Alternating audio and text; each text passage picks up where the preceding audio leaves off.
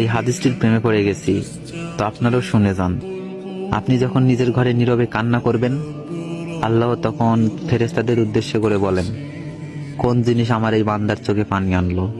ফেরেশতাগণ বলেন, আপনার বান্দা সুখে নেই, আপনার বান্দা অনেকদিন হাসেনি। এই বলে ফেরেশতাগণ কান্না করতে থাকেন এবং আল্লাহকে বলেন, হে আমার রব, আপনি তো জানেন আপনার এই বান্দার হৃদয়ে কি রয়েছে, অতএব আপনি তার জন্য সবকিছু সহজ করে দিন।